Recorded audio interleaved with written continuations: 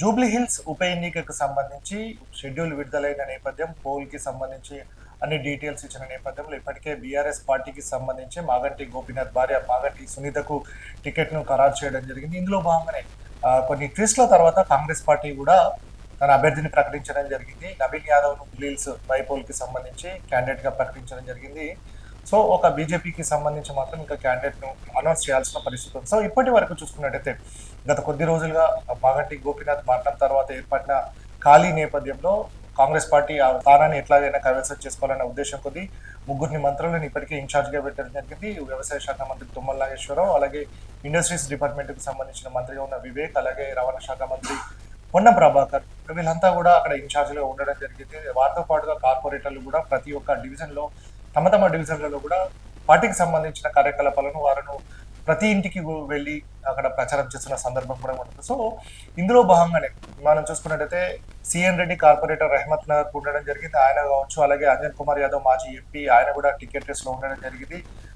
ప్రతి ఇంటికి వెళ్ళి తాము చేసిన పనులను కూడా చెప్తున్న నేపథ్యం అనమాట. సో, అనూహ్యంగా అంటే అందరికీ తెలిసినప్పటికీ నవీన్ యాదవ్ పేరు ఖరారైతుంది అన్నప్పటికీ కూడా కొంచెం ఆయన పైన కూడా ఇప్పటివరకు ఆయన బ్యాక్గ్రౌండ్ ఏదైతే ఉందో దానిపైన కొంచెం అపోహలు ఉండేది. కానీ సీఎం రేవంత్ రెడ్డి అతని అభ్యర్థిత్వాన్ని కావచ్చు, అలాగే హైకమాండ్ నుంచి అభ్యర్థిత్వానికి ఖరారు కావడంతో నవీన్ యాదవ్ పేరు మొత్తానికైతే కాంగ్రెస్ క్యాండిడేట్ గా ఖరారు కావడం జరిగింది.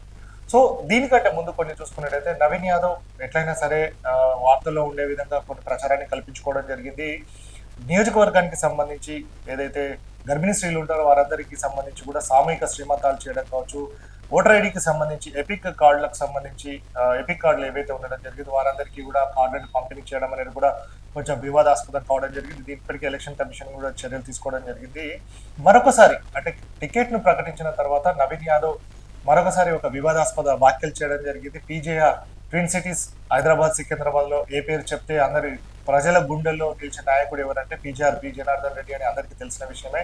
ఆయన హైదరాబాద్ తాగునీటి కోసం కావచ్చు, హైదరాబాద్ కోసం ఆయన ఎంత కొట్లాడింది అనేది కూడా హైదరాబాద్ లో ఉన్న చిన్న పిల్లగానికి కూడా తెలిసిన సంగతి అది. సో, ఇందులో భాగంగానే తనకు నవీన్ యాదవ్ కొన్ని విషయాలు చెప్పడం జరిగింది. జూబ్లీహిల్స్ నియోజకవర్గానికి సంబంధించి అధిష్టానం తన పేరును ఖరారు చేసిన నేపథ్యంలో ఇప్పటి వరకు నిజంగా ఒక లోకల్ క్యాండిడేట్ కి సీట్ ఇచ్చారు అని చెప్తున్న నేపథ్యంలో మరొకసారి పీజేఆర్ పైన ఒక వ్యాఖ్యలు చేయడం జరిగింది. పీజేఆర్ మంచి నాయకుడే కావచ్చు, కానీ ఆయన లోకల్ క్యాండిడేట్ కాదు, అంటే స్థానికంగా పీజేఆర్ ఈ ప్రాంతానికి చెందిన వాడు కాదు అనేది చెప్పిన నేపథ్యం ఉంది. సో, దీనిపైన కూడా పీజేఆర్ కి సంబంధించిన అభిమానులందరూ కూడా బగ్గుమనడం జరుగుతుంది. పీజేఆర్ పేరు చెప్తున్న ఎంతో మందికి ఆయన సహాయం కావచ్చు, ఆశ్రయం ఇవ్వడం కావచ్చు, ఆయన ఆయన అంటే అభిమానం ఉన్న నాయకులు, అభిమానం ఉన్న ప్రజలు చాలా మంది ఉండడం జరిగింది. అట్లాంటి నాయకుని పైన ఇప్పుడిప్పుడే ఎదుగుతున్న నాయకుడు ఇట్లాంటి వ్యాఖ్యలు చేయడం సరికాదని చెప్పేసి కూడా కాంగ్రెస్ పార్టీలోనే వారిలోనే వారికి కొంచెం బగ్గుమని రావడం జరుగుతుంది. కార్యకర్తలంతా కూడా ఇట్లాంటి వ్యాఖ్యలు చేయడం అనేది మంచిది కాదని కూడా చెప్తున్న నేపథ్యం ఉంది. సో, మొత్తానికి ఏ విధంగా అయినా సరే వార్తల్లో నిలిచే వ్యక్తిగా నవీన్ యాదవ్ ముందుకు వెళ్ళడం జరుగుతుంది.